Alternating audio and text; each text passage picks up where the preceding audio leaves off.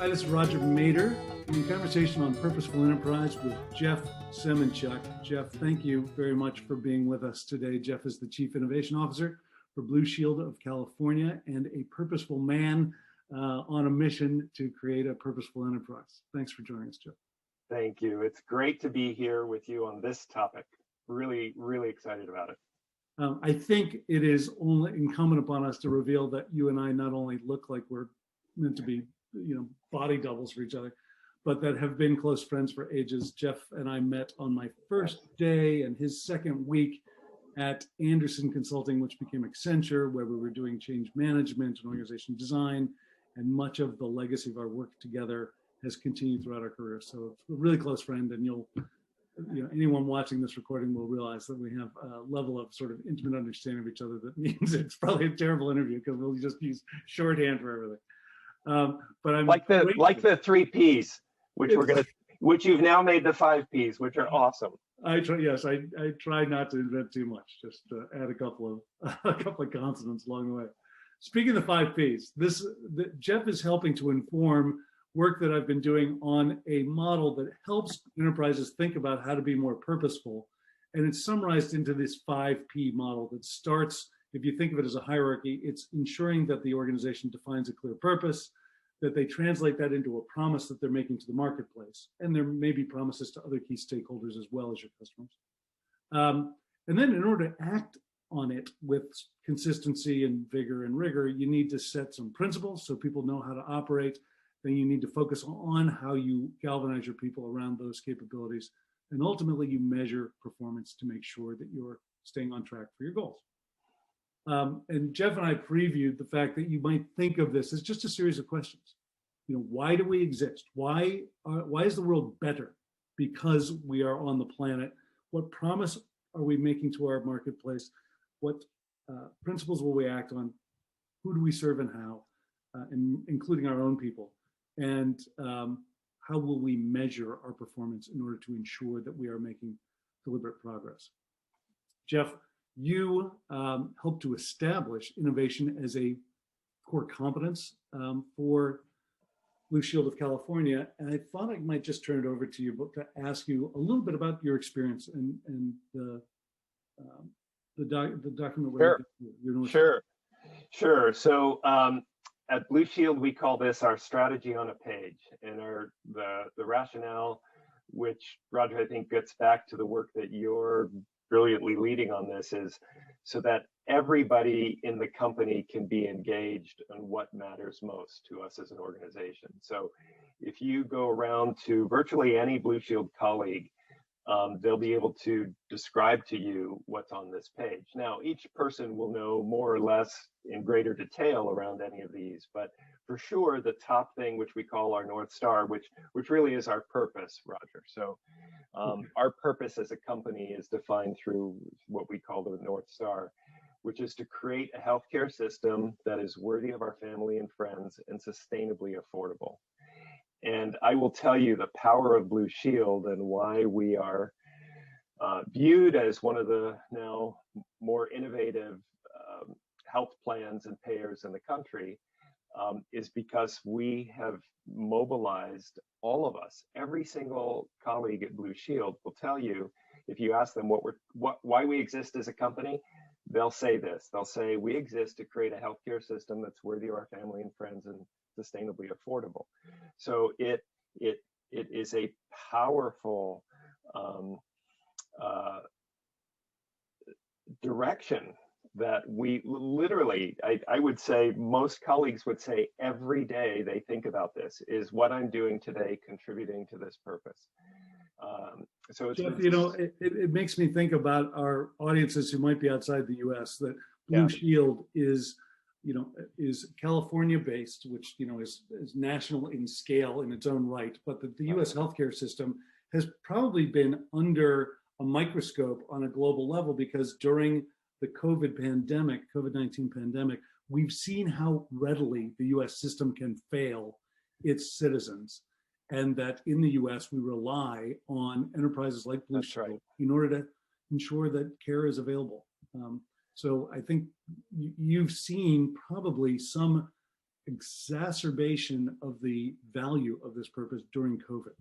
Oh, it's absolutely been true. It is truly the North Star that even during COVID, and especially during COVID, how are we fulfilling this purpose? How are we acting on our reason for being? And are we contributing to a healthcare system now in crisis, in a pandemic?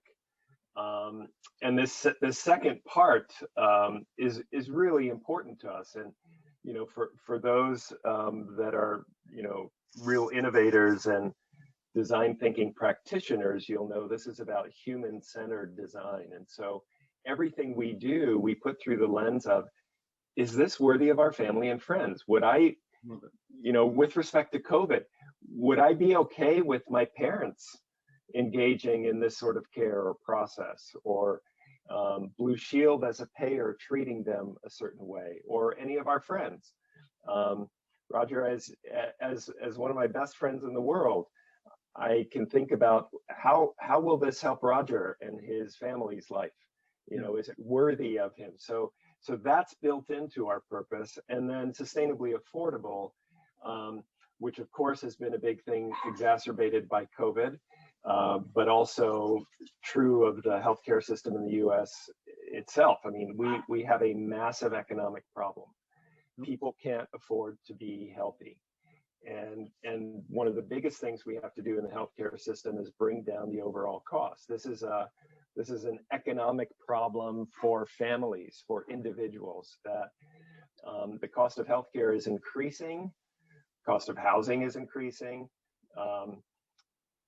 income isn't increasing, and so they're having to do more with less, particularly with respect to healthcare. So part of what is our purpose is we're always asking the question, if we do this, how does it actually lower the cost of healthcare for everybody? For providers, for hospital systems, for ultimately for consumers, for members. Yeah. So it has been, to your point, it's been particularly helpful to have this clarity through COVID. And if anything, what COVID did was accelerate that everything that we're doing needs to be done only faster and bigger and bolder. Yeah.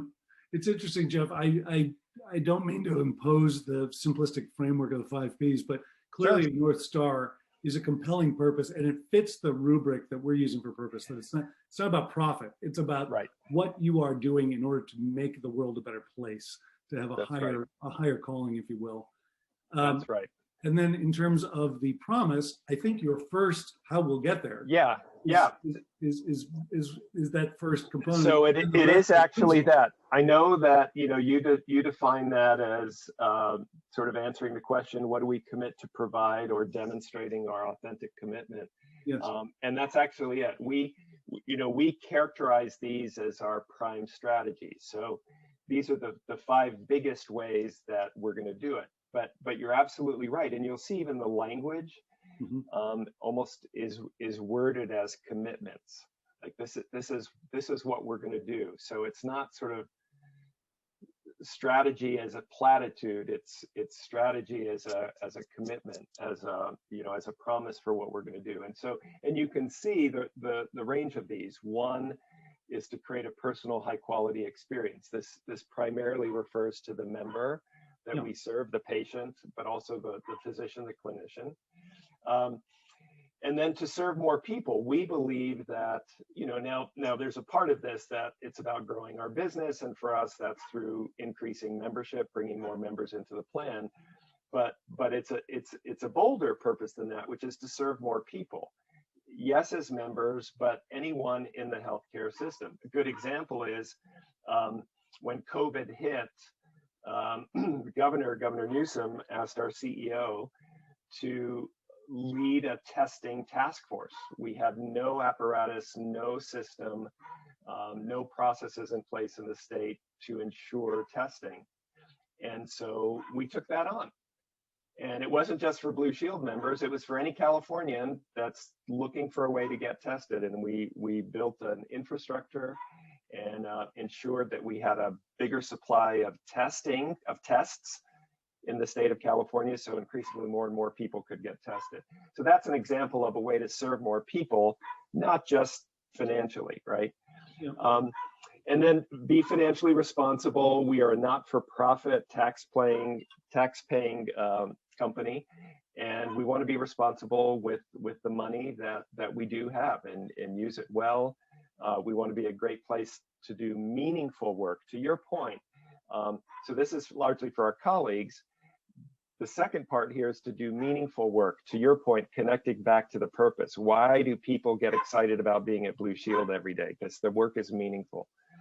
And then finally, to stand for what's right. We're going to take some tough stands from a policy point of view, from a regulatory point of view, but also from what's right. We when there was all of the social unrest around racial inequality and police brutality, we put ads on the air right away to say that's not right.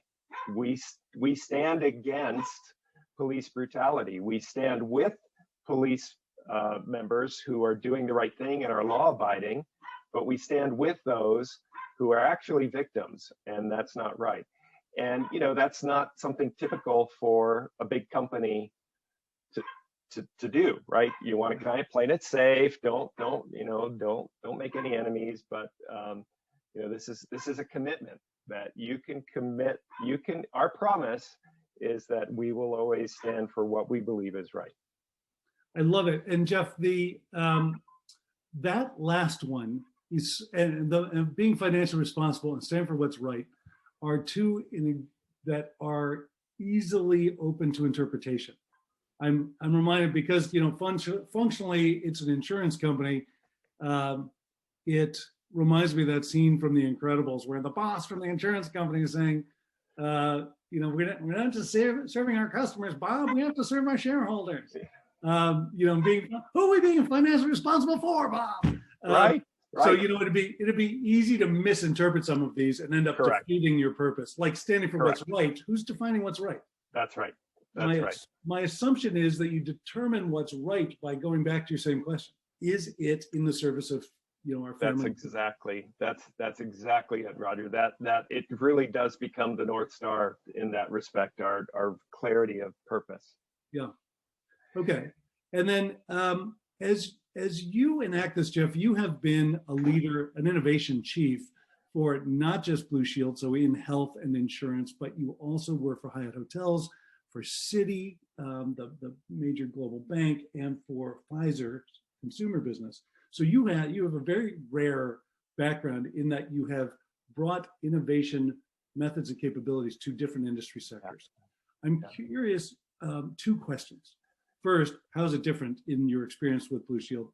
Second, you've done a lot of brilliant work I've seen through thinking of your whatever business you're serving as a permeable membrane that needs partners. Yeah. And that you bring really different kind of competencies together in order to create better ways to provide healthcare for family and friends. So I was wondering, how's it different to be doing innovation here, and how do partnerships enable it? Yeah. So the basic approaches, and this is what I love about your framework. This is true for any company, and then specifically how a company approaches innovation is more or less the same for any company or across any industry. Now the particulars, the content of the work, of course, will be very, very different. Across industries, and every company within an industry needs to tailor this. You and I have talked about this. There are many different ways to interpret or visualize a human-centered innovation process or design thinking. Some companies will have 5 steps, some will have 4, some will have 7.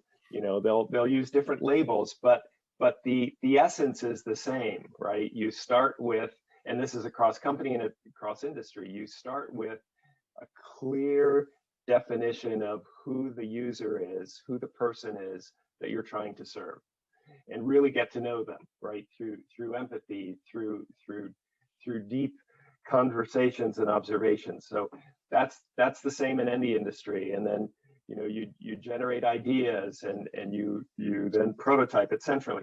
But you know what I'm saying, that process, if you really want to innovate and transform and grow, that's the way to do it, particularly in discovering and implementing new things.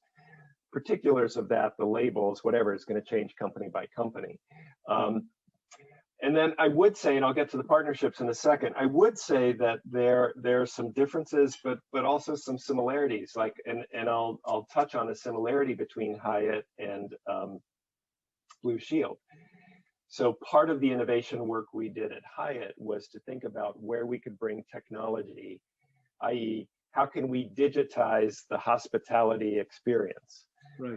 You know, through a really thoughtful mobile app, through really thoughtful sort of booking, through, you know, you may now get this and maybe you hate it, but you'll remember in our lab hotels that we worked on at Hyatt, we experimented with this idea of texting members or guests before they arrived. Hey, you know, is there anything, can you tell us when you're coming? Is there anything we can get ready for you? Oh yeah, I loved it. I still love it, actually. I'm glad they maintained that. Good. And so that's a good example of actually creating a more personal, immediate experience for the guest through a digital tool than through a human contact, through a human intervention. Well, it's funny how increasingly that medium, texting in particular, has become the medium of choice. I think, like, I'd frankly rather do this interview by text, my friend. There we go. For sure, my children would rather I text. So the same is true now at Blue Shield. We are trying to digitize or make digital the healthcare system because there's so much about healthcare that, frankly, technology will do a better job at. Yeah. So, you know, one of the areas, I'll just give you a super quick example, is there's this arcane, ridiculous practice in healthcare called claims processing. Even the word, right? The word says, I claim something, and it suggests, well, I don't believe you. I'm going to have to adjudicate it. And what we're saying is this is kind of silly. Anything that you need to settle what Blue Shield owes a provider who's provided a service for a member is just some data. Is this person a member? Does their plan make them eligible for this service? Did the doctor that they go to have a contract with us where we agreed to reimburse them at a certain rate? Did the visit actually happen? All of that, and we've now been, we're now launching this. We've been piloting it for the last year. That process used to take us anywhere from 3 weeks to 3 months of manual labor. And we have now just proven through some pilots that we can do that through technology in less than 10 seconds. I am grateful to you for that breakthrough. I might have to move across the country to take advantage of it. There you go. Because, you know, there's this, and many people will know this from insurance generally, whether they're using health insurance in the United States, but that you're almost encouraged to believe that the insurer is making it difficult in order to avoid settling.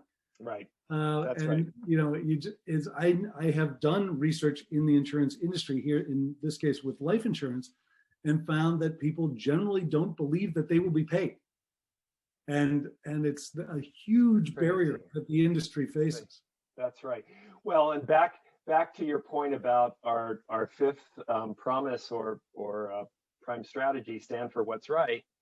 That's an example of where we need to stand for what's right. It's not okay that people are afraid or don't believe that they're never going to get reimbursed. Yes. Well, we imagine can all how agree that's just wrong. Yeah. Well, it's wrong based on your principles. It's wrong based on your purpose. If your purpose is to make a profit, great idea. Right. Good point. Yes. Yeah. So yeah, that's why what you've done is so vital.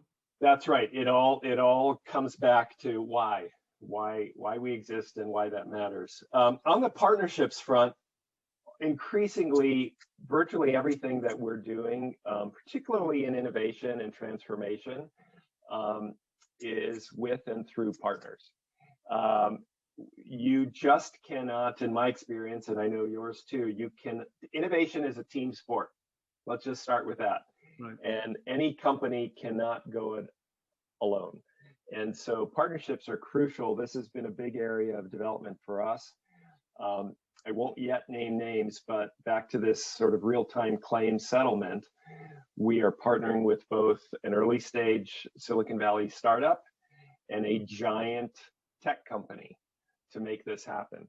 And we needed both of them because this has never been done before. So we needed and why would you build out that kind of capability? Like, it would make no sense. Exactly. Well, and then back to serving more people. We want to get this right for Blue Shield in California and all of our provider clinician partners and members. And when it's working well at scale, we want every other Blue plan across the country to take it and use it. And we'll say, here it is. Here's the platform. Here's how it works. Go. Now, let me ask you, Jeff, this is back to your North Star. Yes. When you are co-opting a partner, you're recruiting them in to deliver on this new concept. How do you align them, who have a different purpose, to yours, or to make sure at least that your purpose isn't compromised? Yeah, so it's interesting. For every single partner conversation, and let's put it this way, we had a transactional relationship with a number of these companies. I'll just give you an example that's not going to be contentious or proprietary. Virtually every company in the world works with Microsoft, right? We have Office, we have Outlook, we have maybe Teams, we run on some of their infrastructure, but we've never really engaged with them as a partner. Right. And when we had our first conversation with them last fall on this front, like, here's some big things that we want to go after together. We started with exactly this slide. And we said, we need to know that we're aligned on what's important to us, why we exist as a company and why you exist as a company. Because if we're not aligned on purpose and values and almost philosophy, or probably how you're talking about promise, or what we commit to do, yes, then it's never going to work. So before we got into any particulars of focus areas or capabilities, we really made sure that there was an alignment at this level. And with the partners that we're moving ahead with, there is. Yeah, I'm sorry to say that's a really uncommon practice, but congratulations for doing so. Have you ever had a partner who kind of showed up on the same playing field, like, and here's our one pager that states our purpose, and let's find alignment together? Yeah, absolutely. Interesting, I think a little bit, some of them were surprised too, because they weren't expecting us to ask them to lead with that. You're right. And so it was interesting, to your point too, that part of what happens when you're purpose driven as a company, and it gets back to what you said about why do people come to work every day, it just brings real energy. So we had energy in these partnerships from the very beginning, because this was the stuff we were focusing on first. We didn't lead with, hey, big tech company, what platform capabilities do you have to help us process a claim in less than 10 seconds? Right. We didn't start the conversation. It got to there, but that's not where it started.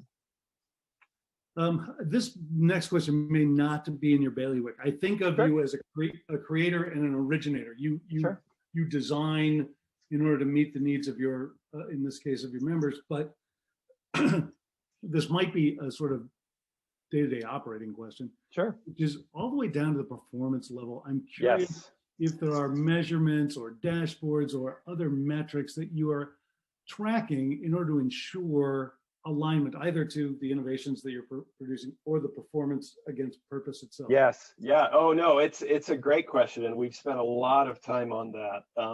I will just say, because I know the third sort of P is principles level. Yes. Let me just comment on that, and then I'll get to performance and then people. You should just driven you right down the list. Yeah. So the principles, by the way, we have adopted that as well. We call them guiding principles, but they're absolutely principles, and they're very much the way you describe it. Like, what are we going to be doing? What are the actions we're taking? What is observable about what we're doing? it's like the criteria. Right. And so I'll give you an example. Back to the example of Hyatt and Blue Shield, one of our principles is to make as much of the healthcare system digital as possible. And so that's a principle. So we're always asking the question, can we digitize this? Can we automate this? Is this something that technology can do better than a person can do, cheaper and with fewer errors? And then every specific, we have something called the strategic architecture, which is anytime you're either leading a big new strategy. So we have a new strategy that's really exciting and timely around mental health. Candidly, as a plan, we've just not paid enough attention to that or served members sufficiently. So we're going to do something about that. So there's a strategic architecture for behavioral health, which will have much more specific guiding principles. So what is going to guide us about what we're going to do, the actions we're going to take, the decisions we're going to make, specifically related to behavioral health. The making healthcare digital is an example of an Uber one across the company. Literally everybody's asking themselves this question, where can we use technology to create better experiences and lower costs? So the principles layer is absolutely crucial. And I think in my experience, one of the hardest ones to get right, because they have to be, fewer than 10, I think, on any given thing, but more than one. And, it's hard to get that just right to get the right things, but it's doable. And we've done it with, I think, great success. On the performance thing, absolutely, this is true. So you and I have talked about this before. One of the ways to think about innovation one of the ways to think about enabling innovation is to think about resource allocation. Where is the company allocating its largely dollars, people, time? Yeah. And that speaks volumes, right? That sets the agenda for everybody. Right. And so we have been going through a process, still work to do on our planning and budgeting process. And our CEO, who's a true visionary, even before I joined Blue Shield, had this sense that we need to start operating more efficiently to create more funding for the innovation work we want to do. And so that was a kind of a new mindset. And what we've been doing since is putting in place a planning process, both annually and multi-year. And we've in fact now, last year was the first year we did it. We split our enterprise funding into essentially 3 buckets. One is every function or department's operating budget for payroll, expenses, whatever. And then we have an operating portfolio. And these are all of the initiatives that we need to do. Many of them innovation initiatives. I mean, some of them are more related to compliance and regulatory, but these are things that we have to get done this year. And then we now have a strategic and innovation portfolio, which are these much bigger innovation initiatives that by definition are going to take multi-years. And we've carved out money. And so if something is funded in the strategic or innovation portfolio, you can't pull it to the operating portfolio and budget. Right. So more to do on that, but I think that's a big part of performance. And then secondly, we're trying to really build our discipline in setting key outcomes or key results. You could talk about it as OKRs, objectives and key results, or success metrics, or the outcomes that you're looking for. And what are some of the key milestones along the way? So, I think a lot of big companies don't bring this discipline that, say, maybe earlier stage companies do, that have to absolutely hit their milestones in their roadmap or they die or they don't get funding. Right. And we're trying to bring that discipline, which is, what's the outcome that you're going to generate by a given date? Could be end of the year, could be 18 months from now. And then what are the key milestones that we can be tracking along the way? And so I support our CEO, Paul, in leading our monthly strategy committee meetings. And every quarter, we go through our top strategy and innovation initiatives. And the accountable leader needs to go through and say, okay, these were our last quarterly milestones. Did we hit them or not? Yes or no, black or white. Right. If not, what are we going to do about it? Do we need to course correct or something? And then how are we looking? You know, what's the outlook, and so this is an area of performance management that we're really trying to build, and with some great early success. That is fantastic. Michael Bloomberg would be very proud of you. I don't know if I mentioned to you that I have been working with Bloomberg Philanthropies. They've got an initiative, a global mayor's challenge, where the Bloomberg team is underwriting a competition where cities, mayors, staff will introduce an innovation to address an entrenched, often intergenerational problem, which deals with everything from social equity to access to healthcare and subjects that you'd care about. But what's interesting is, and I was a citizen in New York when Mayor Bloomberg was in office, it was really remarkable to see the change that took place by having the rigor that he brought to managing a business startup brought into government bureaucracy. Yeah. And it was all about measuring performance, and not in order to shoot somebody, but rather to say someone's accountable for That's right. Goal. We report on that, and when we're not getting there, we know we're not getting there, and we can do some causality. That's right. Figure out why. That's right. Pivot, double down, whatever.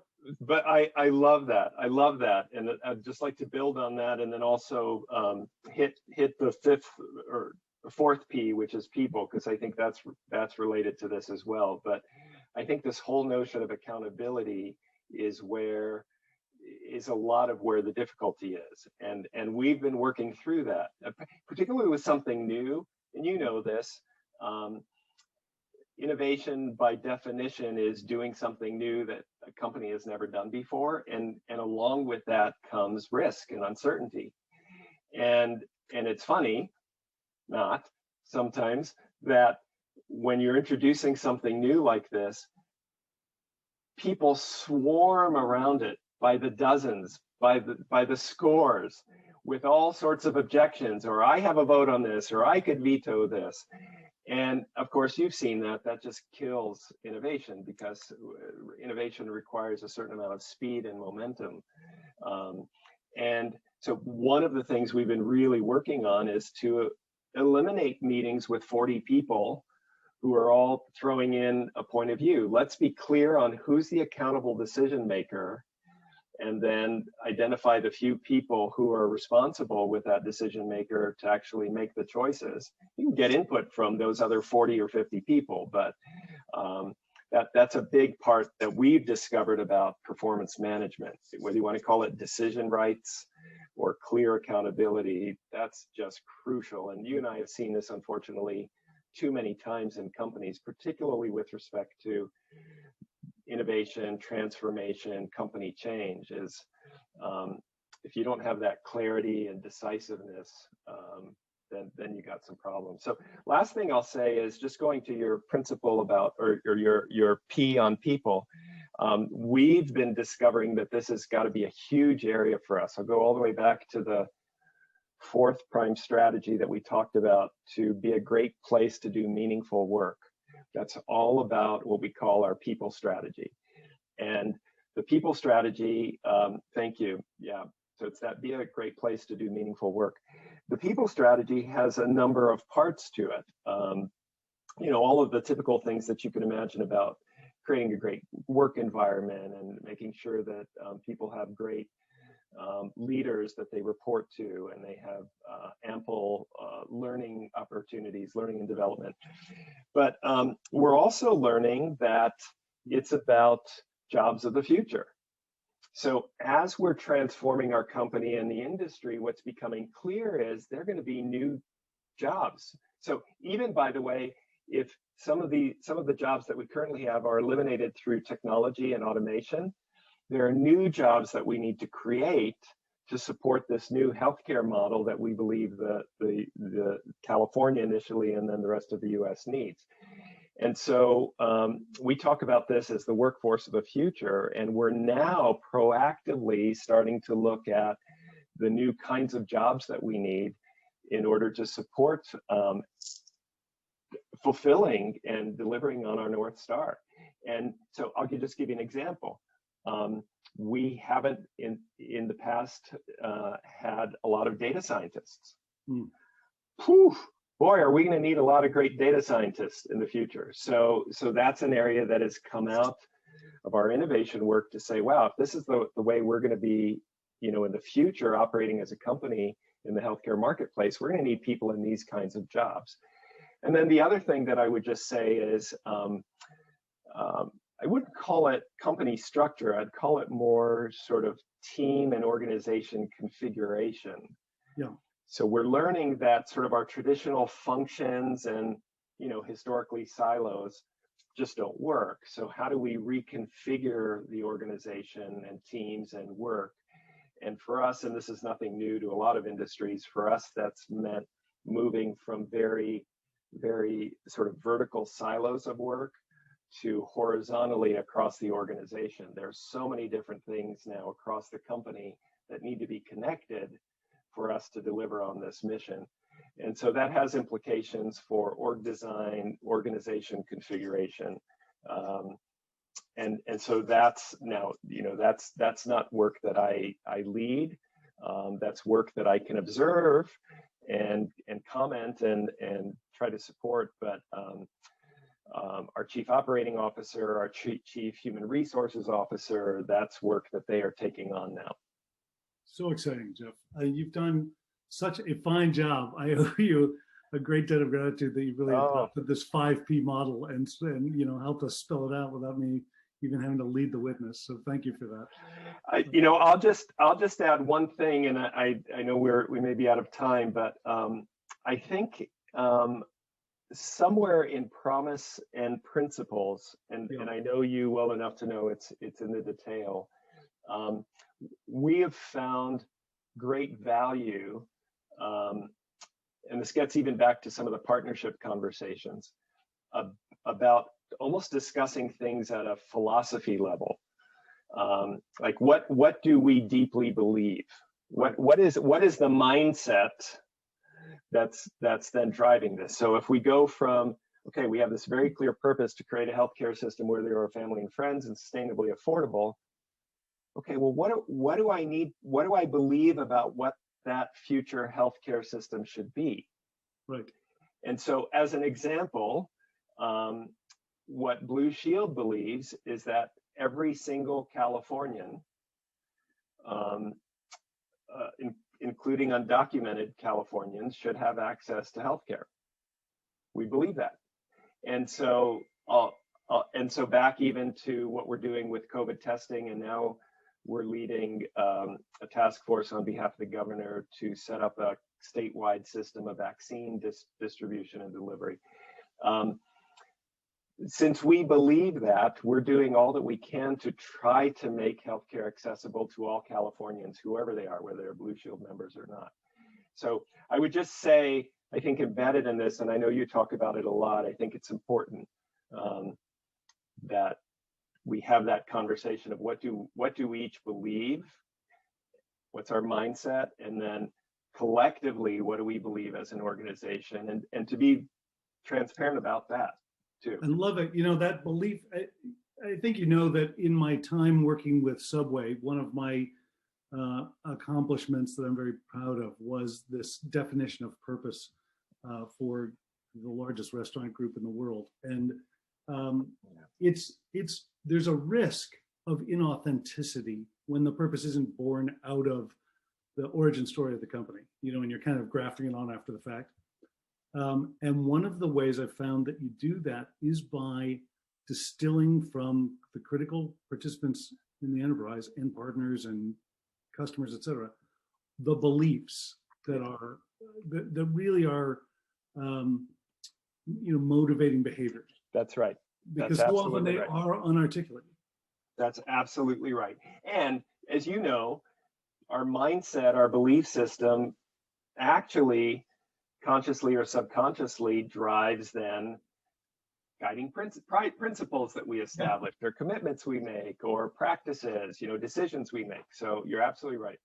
Yeah, and if the beliefs differ from what you're trying to do, it's because either you're doing the wrong thing or you believe the wrong thing, and one of those needs to change. That's right. That's right. I am sensitive to you being a busy man. I know we've overstated our welcome. Thank you so much, Jeff, for sharing your thoughts with us, your experience. It's been immense. I just want to say, for the benefit of our audience, that I also learned from you something that has proven vital to so many of my clients. And this was, I'm referring to a comment you made a moment ago about, or maybe 4 or 5 minutes ago, about how you limited the number of people that you had in the room to the critical participants in order to bias for speed and manage people in a productive way in order to achieve purpose. You taught me in your work at Citi to create an internal venture board to review the innovation portfolio that you were developing, because you recognize so many people are equipped to say no to anything that represents a risk, that what you had to do is have the person responsible for growth or whatever the business outcome was at the head of a table with all of those advisors sitting together to make those decisions simultaneously and not in serial fashion. Otherwise, everything would get shut down. That was a brilliant, brilliant solution, and I'm looking to replicate it in the exercise that companies need to go through in order to define a higher purpose. Absolutely, and I continue to confirm that is an essential model, and we have something similar at Blue Shield. We had something similar at Hyatt, and it worked like a charm at Citi. Brilliant. Thank you, my friend. It's been so nice to catch up with you. I will look so forward to doing so again soon. Give my best to Sonia and whatever dog you were kicking underfoot. Thank you, my friend. That was Emily chasing the neighbor's cat. Emily? I don't think I've met Emily. The little black dog. On our next time together, I'll bring Emily on. Oh, please do. And of course, give my love to Andre and Katya. I will. All right. Thanks, my friend. Okay, bye-bye.